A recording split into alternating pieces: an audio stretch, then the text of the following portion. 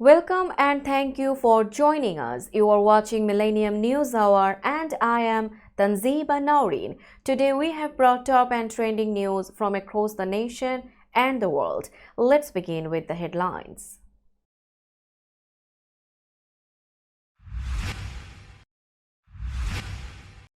Biden says each generation has to earn freedom in solemn Memorial Day remarks.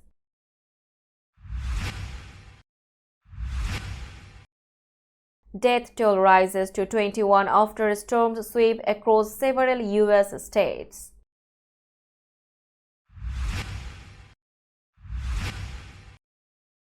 Closing arguments verdict, Trump's hush money trial entering final stretch.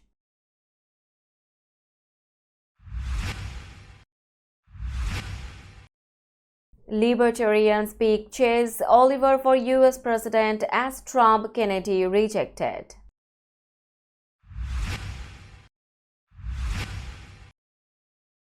Michigan mother killed while pushing 2-year-old to safety just before drag race crash.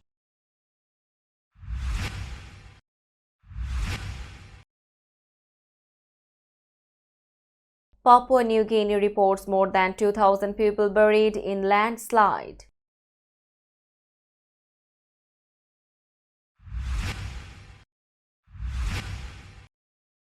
Netanyahu says Rafah strike a tragic accident, vows to defeat Hamas.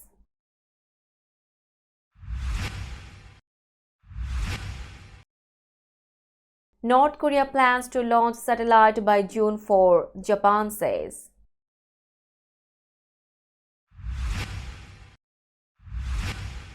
Hundred Muslims arrested for attacking 2 Christian men on allegations of desecrating Quran in Pakistan.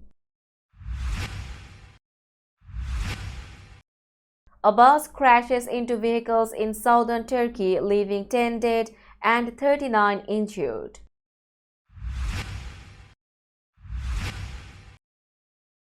Nadal defeated in likely French Open farewell.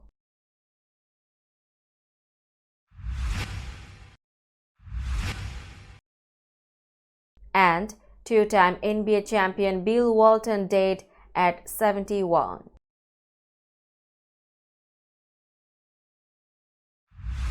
You were listening to headlines, now news in detail. President Joe Biden marked Memorial Day with a pledge that the United States would continue the work of the nations fallen toward creating a more perfect union for which they lived and for which they died for. Delivering remarks at a solemn remembrance ceremony at Arlington National Cemetery, Biden said each generation must ensure the sacrifice of the country's service members is not in vain. Freedom has never been guaranteed, Biden said Monday under gray skies in the Memorial Amphitheater. Every generation has to earn it, fight for it, defend it in the battle between autocracy and democracy, between the greed of a few and the rights of many. The Democratic president added, "On this day, we came together again to reflect, to remember, and above all, to recommit to the future they fought for, a future grounded in freedom, democracy, opportunity, and equality. Not just for some, but for all." Before the ceremony began, Biden, joined by Vice President Kamala Harris and Defense Secretary Lloyd Austin, placed a wreath at the tomb of the unknown soldier. In his remarks, Biden invoked the anniversary this week of the death of his son Beau, who served in Iraq and later died from brain cancer that the president attributes to his time stationed near toxic burn pits, to highlight the importance of honoring the service of those who came home with injuries in addition to the dead. Biden began the day hosting a breakfast at the White House for administration officials, military leaders, veterans, and Gold Star family members. At least 21 people have been killed in a series of powerful storms that swept across the central and southern United States, leaving a trail of destruction and devastation. The storms caused deaths in the U.S. states of Texas, Oklahoma, Arkansas and Kentucky, just north of an oppressive early-season heatwave setting records from South Texas to Florida. Kentucky Governor Andy Beshear declared a state of emergency early on Monday after tornadoes ripped through the state. It was a tough night for our people, Beshear said on social media platform X, later adding in a press briefing that devastating storms had hit almost the entire state. The governor said at least a few tornadoes touched down in Kentucky over the weekend, including one that traveled on the ground for about 65 kilometers. Officials said 100 state highways and roads were damaged by the storms. The extreme weather system, which struck the region beginning late on Saturday, overturned vehicles and ripped up homes, leaving a wake of deadly destruction in its path. The death toll over the Memorial Day holiday weekend included at least 8 fatalities in Arkansas, 7 in Texas, 4 in Kentucky, and 2 in Oklahoma, according to tallies by state emergency authorities. After more than 4 weeks and nearly 2 dozen witnesses, former United States President Donald Trump's hush money trial is now entering the final stretch. Prosecutors and Trump's defense team will deliver their closing arguments beginning on Tuesday morning in the New York courtroom that has played host to a series of heated exchanges and memorable moments since testimony began in late April. The jury will then be asked to deliberate and reach a verdict just months before the country heads to the polls for what is expected to be a closely fought November election between Trump, a Republican, and his Democratic rival, President Joe Biden. Prosecutors and defense lawyers will have their final opportunity to address the jury in closing arguments, which are expected to last for much of Tuesday. The arguments function as hour-long recaps of the key points each side wants to make before the jurors begin their deliberations. The defense team will go first, followed by the prosecution. The Libertarian Party in the United States has picked a presidential candidate who has expressed support for a ceasefire in Gaza, rejecting the nationally known former President Donald Trump and Robert F. Kennedy Jr. as its nominee after they each spoke at the party's convention. Chase Oliver garnered about 60% of the vote from Libertarian delegates during the final round of voting on Sunday night. "We did it. I'm officially the presidential nominee," Oliver posted on X after his nomination was approved. "It's time to unify and move forward for liberty." Third parties have rarely been competitive in the U.S. presidential election, and the Libertarian candidate 4 years ago won 1% of the vote. But the party's decision is getting more attention this year due to the rematch between Trump and Democratic President Joe Biden, which could hinge again on small vote margins in a handful of contested states. In a speech on Sunday, Oliver, who is an anti-war activist, pledged to support a ceasefire as well as the end of genocide in Gaza. Leading up to his nomination, Oliver said he had received the highest amount of campaign donations among all the Libertarian candidates. Police say a Michigan woman was killed when an out-of-control vehicle slammed into her during a drag racing event, but she was able to push her 2-year-old daughter to safety in the seconds before the crash. The crash happened Sunday at Silver Lake State Park, Sand Dunes in western Oceana County, about 270 miles northwest of Detroit. MLive.com reported. Police said the driver of a modified Jeep CJ lost control, veered off the racing strip toward the crowd, and hit another vehicle, causing that vehicle to strike 33-year-old spectator Katie Price of Pearson. Price pushed her 2-year-old daughter to safety just before she was hit, sparing the girl serious injury or worse, police said. Price died shortly after the crash. An investigation is ongoing. We will be back after a short break. Till then, stay with us. This world continuously revolving around various events. Every minute, every second, something is happening somewhere around the globe, and you want to get connected to that event or to that specific moment. Here we come, Millennium News Hour, to get you connected with top USA and international trending news, which includes local news, political news, world news, business news, health and science related news, entertainment news, sports news, and so on. Millennium News 24 is transmitted and available to be watched free for OLED TVs such as Sony, Samsung, LG, Roku TV, Amazon TV, and Apple TV, and also in all European countries and Australia available with Sky Network, Worldwide Jago TV, Radiant IPTV, Worldwide Jago BD Network, and Horizon Satellite globally. Stay connected with Millennium News Hour to get the world news on your feed. Welcome back to Millennium News Hour. Now it's time for global updates.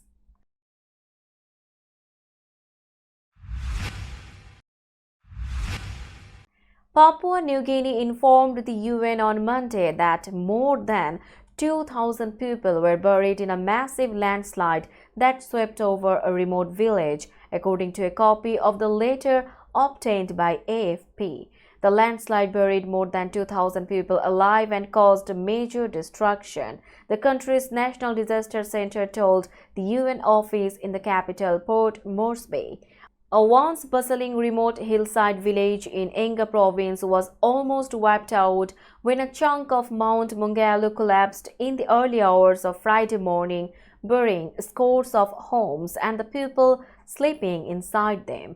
The landslide caused major destruction to buildings, food gardens, and caused major impact on the economic lifeline of the country, the disaster office said. The main highway to Porgera mine was completely blocked, it said in the letter, which was received by UN officials on Monday morning. The scale of the catastrophe required immediate and collaborative actions from all players, it said, including the army and national and regional responders. Israeli Prime Minister Benjamin Netanyahu said on Monday that a deadly strike that hit a displacement camp in Gaza's Rafah was a tragic accident which his government was investigating. In Rafah, we evacuated 1 million uninvolved residents, and despite our best efforts, a tragic accident happened, Netanyahu told Parliament. He added that we are investigating the case and will draw the conclusions after Gaza's Health Ministry reported 45 dead as the strike late Sunday sparked a fire that tore through a tent city for displaced Gazans. The ministry in the Hamas-controlled Gaza Strip also said that 249 people were wounded. Israel faced a wave of international condemnation on Monday over the Rafah strike, including from across the region as well from the European Union, France, and the United Nations. The Israeli military said it had launched a probe into the strike, which it said was carried out based on precise intelligence information about 2 Hamas militants who it said were killed. It also said the strike did not occur in the humanitarian area in Al-Mawasi, to which the IDF army has encouraged civilians to evacuate since the ground operation began in Rafah. North Korea has notified Japan of plans to launch a satellite between May 27 and June 4 after putting its first spy satellite into orbit at the third attempt last November. The Japanese Coast Guard said the 8-day launch window began at midnight on Sunday into Monday, with North Korea detailing 3 maritime danger zones near the Korean Peninsula and the Philippines island of Luzon, where the satellite carrying rockets debris might fall. The notice came ahead of the first trilateral summit between Japan, South Korea, and China in nearly 5 years. Officials from the United States, Japan, and South Korea held phone discussions after the notice was issued and urged Pyongyang to suspend the plan, as a satellite launch using ballistic missile technology would be in violation of United Nations resolutions, Japan's Ministry of Foreign Affairs said. Nuclear-armed North Korea placed its first spy satellite in orbit in November, following two unsuccessful attempts in a move that drew widespread condemnation. We will be back after a short break. Till then, stay with us. This world continuously revolving around various events.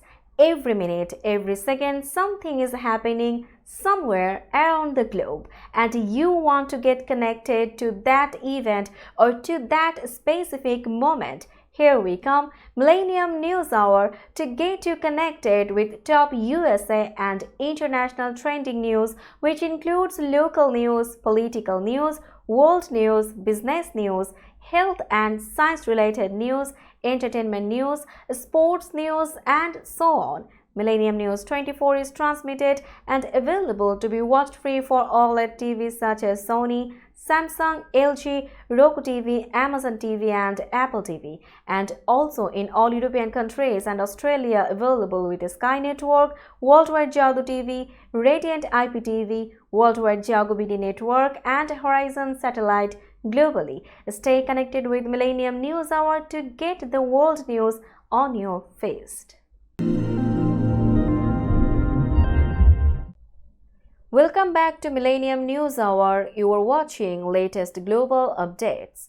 Police in eastern Pakistan arrested more than 100 Muslim men and charged them under anti-terrorism laws for attacking a Christian father and son over allegations they desecrated pages of Islam's holy book, officials said Monday.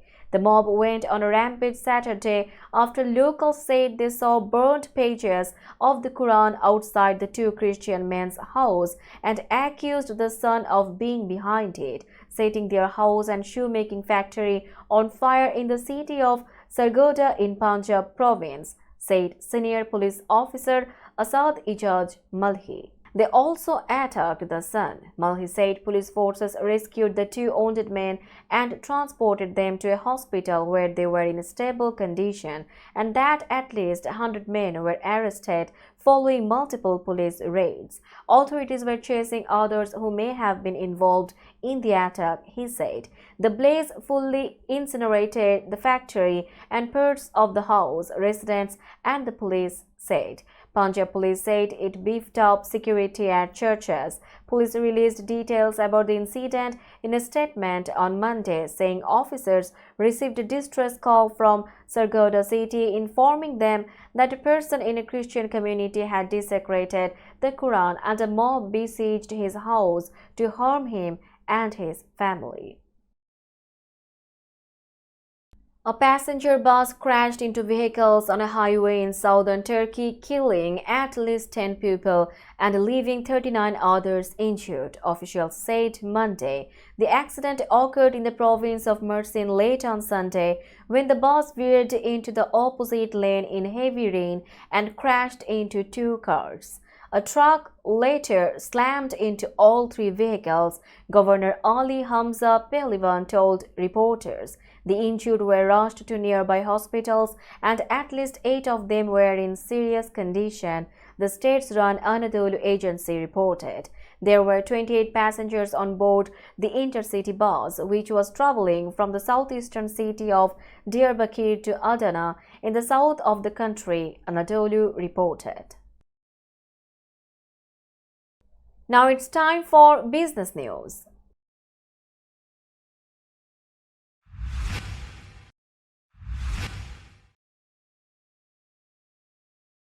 Today's New York stock close price is 18,110.60. The NYSE Composite is increased by 82.13 points or 0.46%.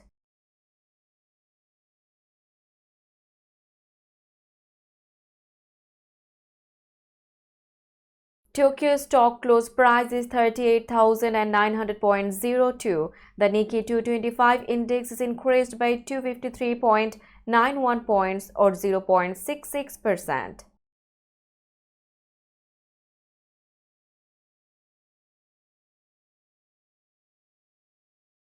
Shanghai stock close price is 3,124.04. The Shanghai index is increased by 35.17 points or 1.14%.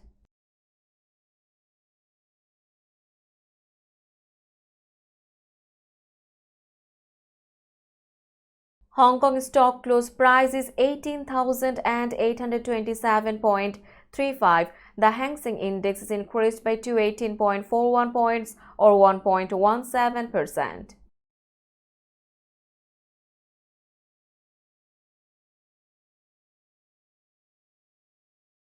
Bombay stock close price is 75,390.50. The Sensex Index is decreased by 19.89 points or 0.03%. Let's have a look on today's sports story.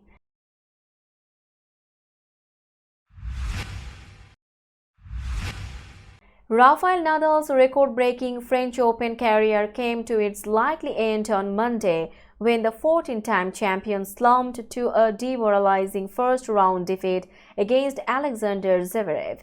Nadal, who turns 38 on June 3, went down 6-3, 7-6, 6-3 to world number 4 Zverev, suffering only his fourth loss in 116 matches at Roland Garros since his 2005 title-winning debut. It was the first time he had been defeated in Paris in the opening round and will again lead to questions over his long-term future in the sport. I don't know if this is the last time I will be here. I'm not 100% sure, but if it is, then I wanted to enjoy it, said Nadal. The feelings today are difficult to describe in words. Plagued by injuries which had limited him to just 4 events since January last year, former world number 1 Nadal is now 275 in the rankings and was unseeded in Paris. We will be back after a short break. Till then, stay with us. This world continuously revolving around various events. Every minute, every second, something is happening somewhere around the globe, and you want to get connected to that event or to that specific moment. Here we come, Millennium News Hour, to get you connected with top USA and international trending news, which includes local news, political news, world news, business news, health and science-related news, entertainment news, sports news, and so on. Millennium News 24 is transmitted and available to be watched free for OLED TVs such as Sony, Samsung, LG, Roku TV, Amazon TV, and Apple TV, and also in all European countries and Australia available with Sky Network, Worldwide Jago TV, Radiant IPTV, Worldwide Jago BD Network, and Horizon Satellite globally. Stay connected with Millennium News Hour to get the world news on your fist. Welcome back to Millennium News Hour. You are watching latest sports stories.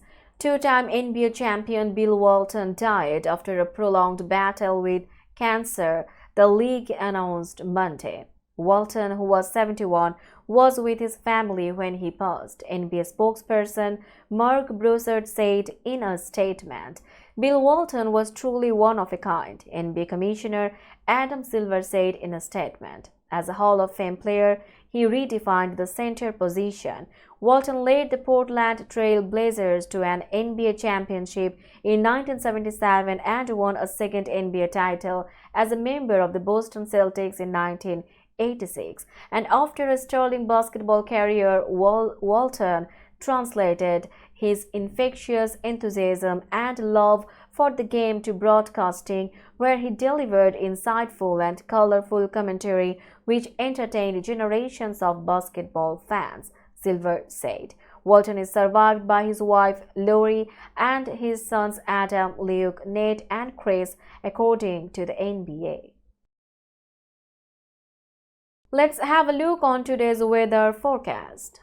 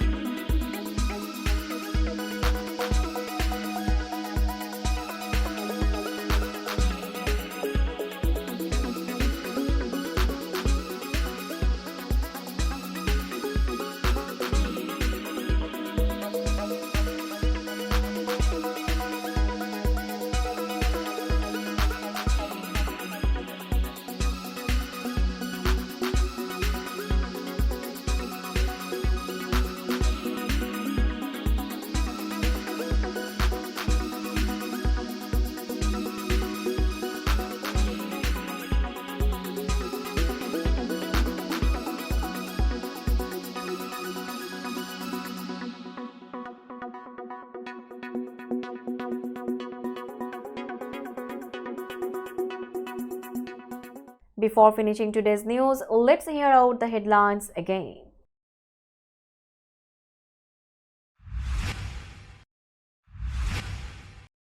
Biden says each generation has to earn freedom in solemn Memorial Day remarks.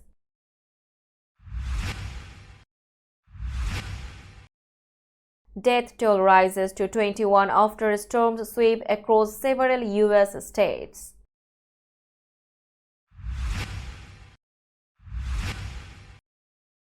Closing arguments verdict, Trump's hush money trial entering final stretch.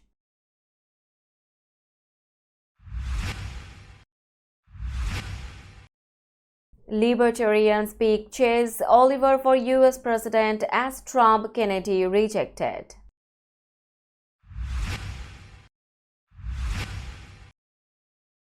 Michigan mother killed while pushing 2-year-old to safety just before drag race crash.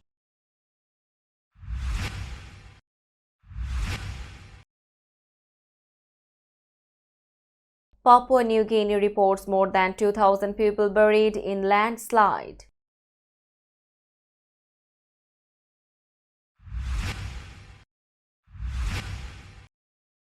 Netanyahu says Rafah strike a tragic accident, vows to defeat Hamas.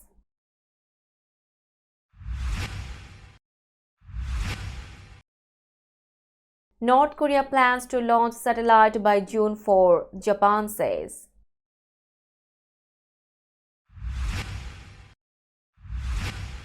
Hundred Muslims arrested for attacking 2 Christian men on allegations of desecrating Quran in Pakistan. A bus crashes into vehicles in southern Turkey, leaving 10 dead and 39 injured.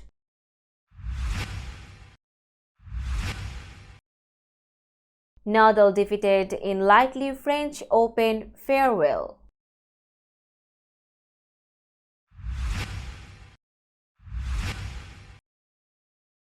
And 2-time NBA champion Bill Walton dead at 71.